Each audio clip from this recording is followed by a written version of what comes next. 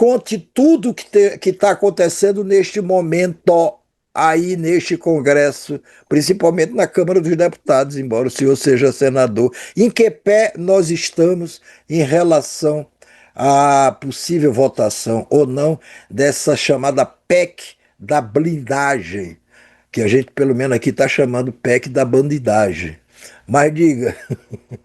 Querido Noblar, Guga, alegria falar com vocês. Ainda precisa a aprovação do calendário de urgência para a votação. No momento em que está agora, há uma pressão dos líderes partidários, dos líderes bolsonaristas, de alguns outros partidos do chamado centro, para que ela seja colocada, para que a urgência seja votada e para que, em decorrência disso, ela seja votada entre hoje e amanhã. Eu não creio que se tenha um número suficiente na Câmara dos Deputados para que ela seja aprovada. Se ela vier a ser aprovada na Câmara, eu não acredito hoje que tenha número para aprovação dela aqui no Senado. Mas se tiver número para aprovação no Senado, naturalmente o presidente da República pode vetar, é isso, derrubar a Se decisão. trata, é diferente do PL da anistia, Noblar. É importante todos que estão nos assistindo entenderem isso. O PL da anistia que os bolsonaristas querem aprovar, é um projeto de lei. Esse, obviamente, se submeterá ainda a uma eventual sanção ou veto do presidente da República. Neste caso aqui, se trata de uma proposta de emenda constitucional. Então, não precisa da chancela do presidente da República. Ela, para ser aprovada, precisa de 3/5 dos votos da Câmara dos Deputados no primeiro e no segundo turno, e ao vir para o Senado, ela precisa de 3/5 dos votos dos senadores em 2 turnos. Ou seja, não passa pela chancela do presidente da República. Proposta de emenda constitucional é diferente do caso de projeto de lei. Então, eles precisam, nesse momento, de 306 votos na Câmara em 2 turnos para aprovarem a PEC. E depois precisarão de 49 votos aqui no Senado em 2 turnos para que a proposta seja aprovada. Mas esses 306 votos que você diz que eles precisam lá para aprovar na Câmara, são votos presenciais ou de pessoas ou de deputados que podem votar de onde estiverem? As sessões da Câmara podem funcionar, tanto a da Câmara do Senado, desde a pandemia, pode funcionar no sistema misto, desde que haja a anterior determinação por parte da Câmara. Se, para essa semana, a Câmara está funcionando presencialmente, ou seja, nessa semana, se a PEC vier a ser votada na Câmara, se vier a ser votada na Câmara dos Deputados, ela precisa, para ser votada, da presença, do registro dos votos presencialmente na Câmara, né? Porque quando o funcionamento é remoto, tanto da Câmara ou do Senado, ele tem que ser avisado, pelo menos no começo da semana legislativa, para os deputados e senadores, né? Nesse caso, da votação na Câmara, se vier a ocorrer hoje, se vier a ocorrer até a quinta-feira, ela terá que ser presencialmente.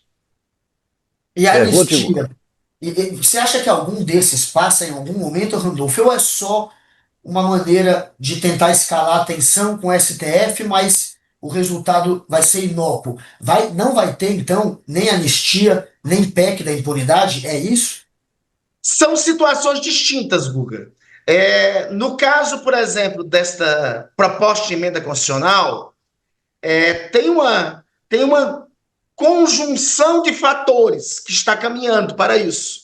Ou seja, não é somente os bolsonaristas que querem fazer a salvaguarda dos processos que eles têm lá no Supremo Tribunal Federal. Existem outros processos de diferente natureza que mobilizam alguns partidos mais do centro também a quererem aprovar essa proposta de emenda constitucional. Mesmo assim, eu acho que teremos uma dificuldade, como são 306 votos, eu creio que eles terão dificuldade de conseguir os 306 para aprovar a proposta de emenda constitucional na Câmara dos Deputados. Se a proposta for aprovada na Câmara, eu diria que hoje o número não existe no Senado. Isso é a proposta dessa PEC. Pelo texto que eu estou sabendo dessa PEC, hoje, qual é a modificação? Essa PEC já teve várias alterações no texto, várias propostas. Tinha uma redação última que eles davam para esse texto da proposta que praticamente suspendia, licenciava até quem estava envolvido em crime organizado para ser blindado a partir do mandato, né? A versão que veio a lume hoje e que deve ser votada é uma versão mais moderada, mas de qualquer forma é um retrocesso do ponto de vista de que não pode ter diferenciação entre representantes do povo e os cidadãos. Eles recuperam um texto constitucional de 1988, quando a Constituição foi promulgada, para dizer que parlamentar só pode ser processado com a autorização do Supremo Tribunal Federal. Guga e Noblar. Esse texto original era de 1988, mas tinha sentido esse texto de 88. Por quê? Porque o Congresso estava vindo da ditadura. O Congresso tinha estado fechado, parlamentares tinham sido perseguidos e mortos pela ditadura, como foi o caso de Rubens Paiva. A ditadura caçava o parlamentar que não lhe era favorável. Então, em 1988, tinha um sentido lógico. Hoje, nós estamos com mais de 30 anos da vigência do texto constitucional de 88, sobre a égide da democracia brasileira, embora os bolsonaristas tenham tentado um golpe de Estado. Não se justifica essa modificação que eles querem fazer nos dias atuais. Então, só localizando, sobre a PEC da blindagem, sobre essa PEC, eu não sei hoje se eles têm número para aprovar na Câmara. Se tiverem número para aprovar na Câmara, eu creio que eles não terão esse número para aprovar no Senado. Sobre o PL da anistia, aí é outra circunstância. Eles querem aprovar um PL da anistia que é absurdo completo. Esse sim, anistiaria até aqueles que se envolveram com a organização criminosa. Ou seja, se porventura alguma investigação de crime chegar ocorrido entre 2021 e 2023, der conta que teve alguém envolvido em crime, em alguma ação do PCC, pelo PL da anistia deles, esse alguém estaria anistiado dos crimes, estaria anistiado de qualquer tipo de investigação. O PL da anistia ainda não houve uma definição para votar o requerimento de urgência e para ser aprovado. Eu creio que hoje, e o governo vai trabalhar muito para que eles não tenham esse número sequer para aprovar na Câmara dos Deputados. Randolph e Guga, só um minutinho. Alice, ainda tem tempo, Alice, ou acabou? Porque o Randolph demorou um pouco a entrar. Vamos trazer o Randolph de novo. Quanto tempinho, quanto tempinho? Sem corte.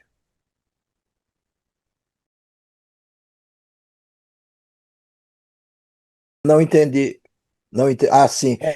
Então, Randolph, me diga uma coisa. E essa Só rapidamente justificar, Guga e Noblar. Eu estava em uma reunião na residência do presidente do Senado, inclusive para tratar esses temas, acabaram me atrasando aqui. Só pedir desculpa para vocês e, obviamente, para enorme plateia que assiste. Desculpa. Randolph, nada, sem problema. Randolph, me diz uma coisa. E essa história do Eduardo Bolsonaro virar líder da minoria para poder salvar o seu mandato, por causa do número de faltas, né? E isso é admissível? Isso é legítimo? Isso é possível? Isso vai se realizar de fato?